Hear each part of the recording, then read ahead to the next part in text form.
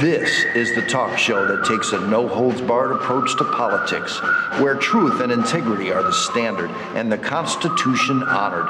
From Renaissance Studios, this is Champion News Talk Radio.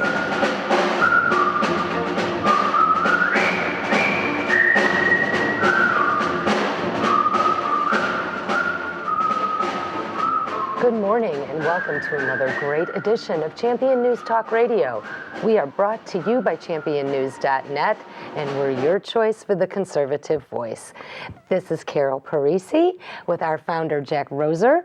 And this Sunday, we have a very special guest for you, Mr. Paul McKinley, who is running for the 2nd Congressional District in Chicago, and a congressional race. How unique in February. Isn't that unique, Jack, to have a congressional race? Didn't we just get through this? What happened here? Well, there's certainly big loss of class in the guy that's leaving that thing. Jesse Jackson Jr. has shown you how not to abuse a big office, and I think I know this gentleman, and Paul is he's a good citizen, and he's a fine, somewhat religious person, but he's a great functioning man who knows what ethics is. And I will tell you right up front here, there's a huge contrast between this man and the man that's being forced out of the 2nd Congressional District. What did Jesse Jackson Jr. do? Why is he gone? Well, he was found guilty. He just made a plea deal on raiding his own campaign fund. Him and his wife just made a plea deal that they were going into the fund, and I think they took $750,000. $750,000. $750,000 for personal use. Yes, they was buying watches and cigars, $9,000 worth of cigars, and I don't know what kind of cigar even costs that much. $9,000 cigars? Worth of cigars. And then they misrepresented it, never reported it as income, right, in which they very knowingly falsified the tax records. Right. She's been arrested for her cases, basically, from what I'm hearing, is income tax evasion. That she received the money and then she didn't report the money and spent the money. And, Isn't that ironic? Those that want to tax us the most don't even want to do their fair share. Paul, do you think that Jesse Jackson Jr. was misled by the practices of his father? Now, his father has never been convicted of anything, and I don't know that he has violated the law. But he sure was a tough nut about calling out the troops on anybody that disagreed with him, and he'd stir up a mob in front of any business, and he'd trample all over them being able to operate. So everybody was intimidated by his father. Now, that's not exactly a crime, is it? But it's a heck of a way to demonstrate to your son how you run things. So maybe we got to excuse the son for the bad example set by the father. I think he should be held accountable for himself. well, let me say this here about the son. The son became a part of the Democratic machine in the city of Chicago. The Democratic machine in the city of Chicago is a corrupt organization that select the elected official. You don't vote for an elected official in the city of Chicago. He is selected for you, and they created Jesse Jr. They nurtured him. They financed him. They subsidized him. And then for whatever reason, we'll never really know, he fell from grace in the machine eyesight. And then all of a sudden, after the election with Barack Obama, he all of a sudden made this descent into this case and all that. But he's just a tip of the iceberg of the corruption that is being ran out of the city of Chicago.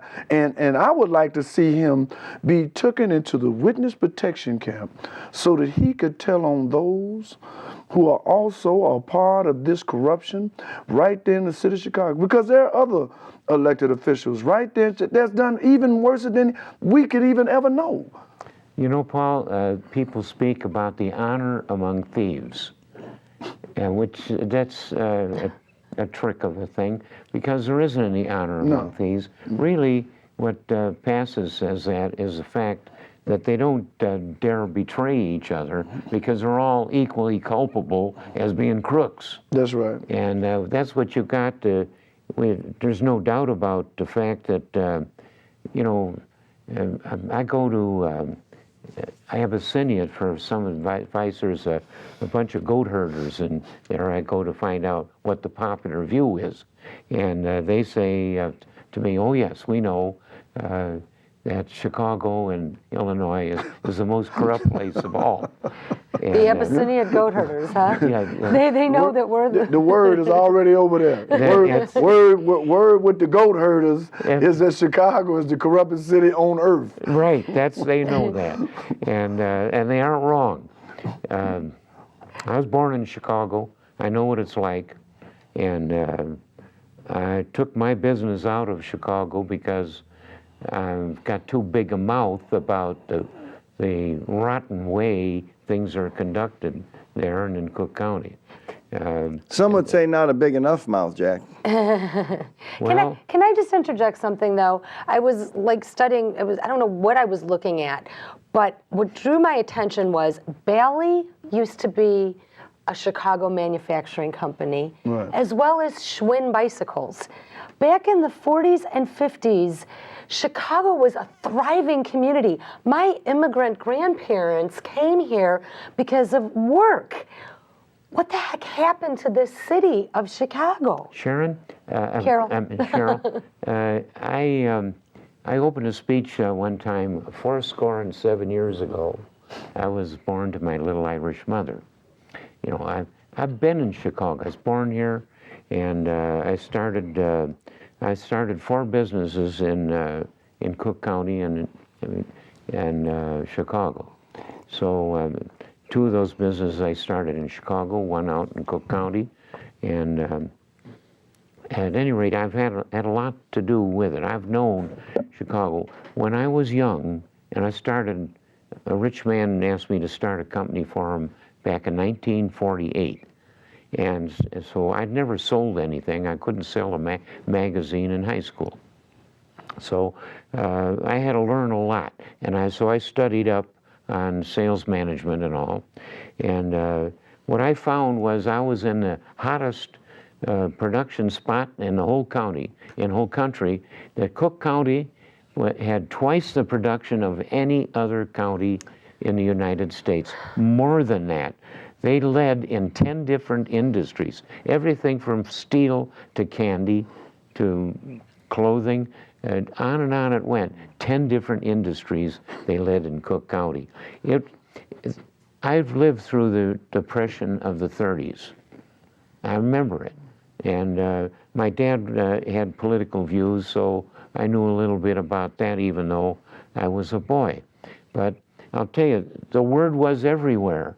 In the 1930s Depression, so many people couldn't find work. The word was common everywhere. If you couldn't get a job in Chicago, you couldn't get a job anywhere. It was the best place to get a job in the United States.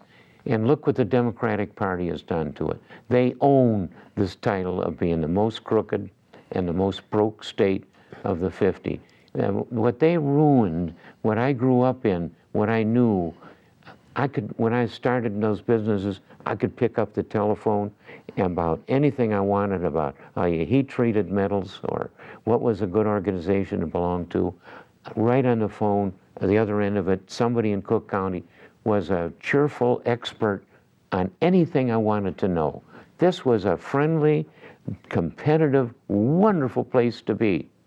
Now, What a change. what a change. It's devastating. How long have you been in Chicago for, Paul? I was born in Chicago. Okay. And I agree with Jack. The first great migration from the South came to Chicago.